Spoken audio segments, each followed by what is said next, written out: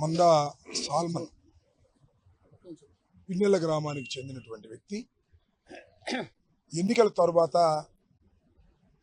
Telugu Desam party అధికారంలోకి వచ్చింది.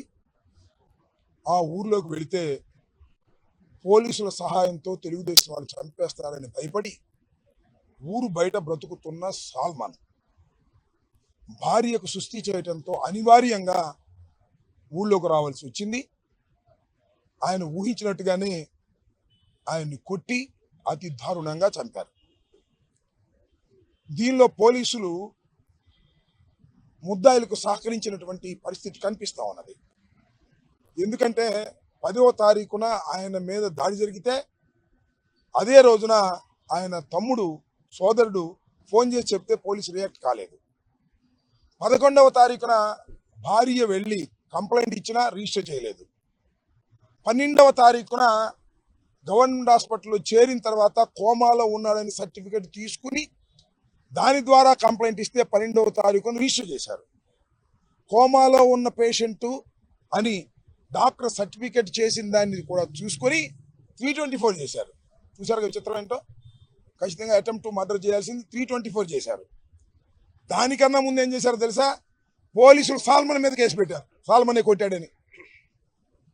ఇలా పోలీసులు ఈ వైఖరి వల్ల అక్కడ అన్యాయంగా సాల్మన్ మరణించాడు.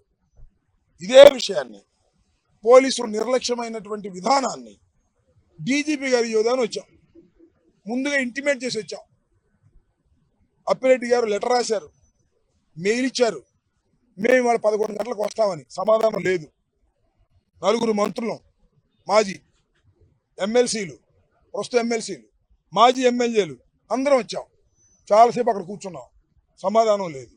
నేను ఒకటే అడిగాను, అక్కడ సిఐ గారు ఉంటే, అయ్యా డీజీపీ గారిని అడగండి, డీజీపీ గారు మా దగ్గర తీసుకుంటారా రిప్రజెంటేషన్ తీసుకోమనండి, లేదంటే డీజీపీ గారు ఫలానా వాళ్ళకి ఇచ్చేయాలంటే వెళ్తాం.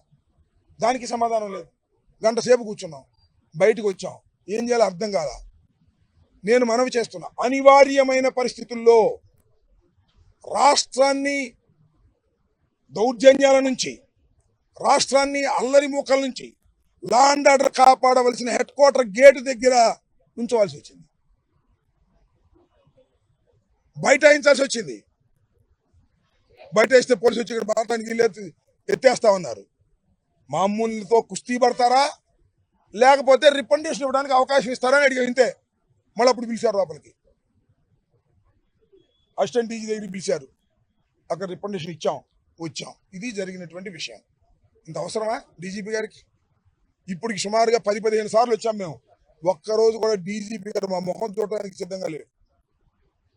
కానీ రెస్పాన్సిబిలిటీ లేదు. వాట్ ఈస్ దిస్ అని అడుగుతా ఉన్నా. డీజీపీ గారు ఆఫీస్ ముందు నుంచి అడుగుతా ఉన్నా. ఇదేనా లా అండ్ ఆర్డర్ కాపాడవలసినటువంటి డీజీపీ చేయాల్సిన పని? మేము ఇస్తే రిప్రజెంటేషన్ తీసుకోవడానికి కూడా నిరాకరిస్తేలాగా చివరికి దానికోసం కుస్తీ పట్టాలా మేము? ఎంత దౌర్భాగ్యంగా ఉంది వాళ్ళ లా అండ్ ఆర్డర్ పరిస్థితి. చాలామంది మిత్రులు మాట్లాడారు, ఇది పోలీసుల నిర్లక్ష్య వైఖరి వల్ల ముందుగానే అనుకున్న విధంగా హత్య గావించబడ్డాడు సాల్మన్. దీనిలో పోలీసుల బాధ్యత కూడా ఉంది. పోలీస్ ఎంక్వైరీ జరిగితే అంత అన్యాయం జరిగింది, కేసు ఎన్కౌంటర్ పెట్టారు. దీని మీద ఉన్నత విచారణ జరగాల్సిన అవసరం ఉంది. దాన్ని మేము డిమాండ్ చేస్తున్నాం, లేకపోతే న్యాయస్థానాన్ని ఆశ్రయిస్తాం. మందా సాల్మన్కి ఆదుకోవాలని ప్రభుత్వాన్ని కోరుతున్నాం. షేర్ చేయండి, లైక్ చేయండి, సబ్స్క్రైబ్ చేయండి. మరిన్ని వీడియోల కోసం బెల్ సింబల్ పై క్లిక్ చేయండి.